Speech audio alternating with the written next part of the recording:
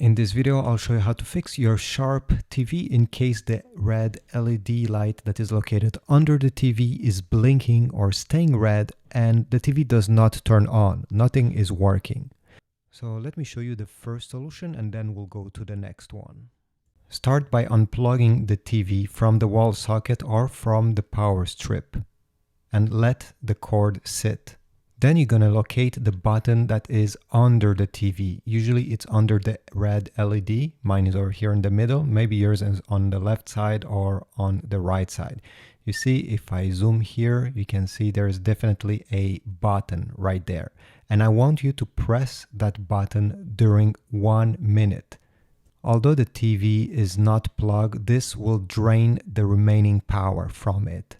So keep this button pressed during a full minute. Then go ahead and release it. Now before plugging back the TV, I suggest you wait 5 minutes. Do not touch anything, just let it sit.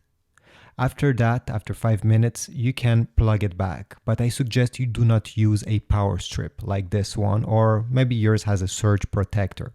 Try plugging the TV directly into the wall socket instead.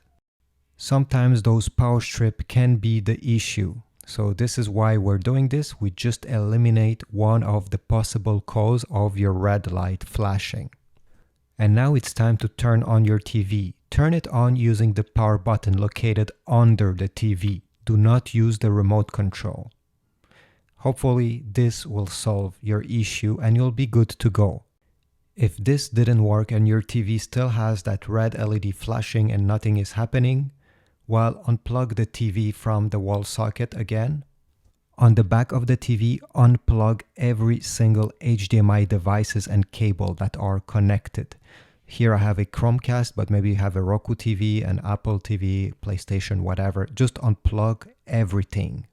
After doing this, go ahead and connect the TV back into the wall socket, turn it on, and see if it works.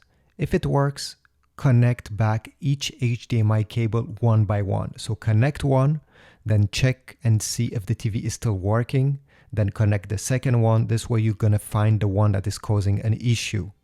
Sometimes one of these devices or one of the HDMI port is causing this problem. If nothing changed and the TV still has that red LED blinking, I suggest you take the remote control of the TV and all the other remote controls from the other devices that are connected to your TV. So a Roku stick, Chromecast, again, maybe your Apple TV remote control.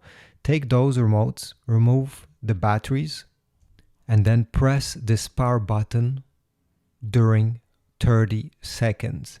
Again, this is just so we drain all the remaining energy from the remote control. After 30 seconds, remove your finger, and I suggest you press very hard on each button because sometimes one of these buttons has some residue, some dust, some dirt that is trapped under it, and if one of these buttons is not making contact properly, it can affect the whole remote control. So go ahead, press very hard just to try to dislodge whatever was stuck. Then put back the batteries, and I suggest you use brand new batteries because again, this could be one of the issue causing this problem. Even if you have still a bit of juice left in your batteries, if they're not full or almost full, some remote control won't work properly, unfortunately.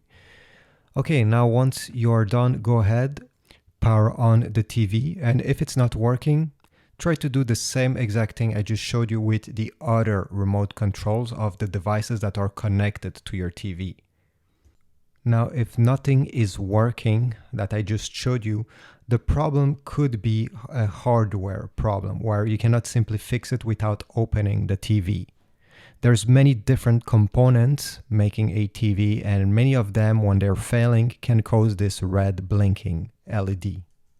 It could be the main board that you need to replace, and in this case you can go on eBay, there's a bunch of them, and hopefully it does not cost too much because most of the time it will be just cheaper to trash the TV and buy a new one, unfortunately.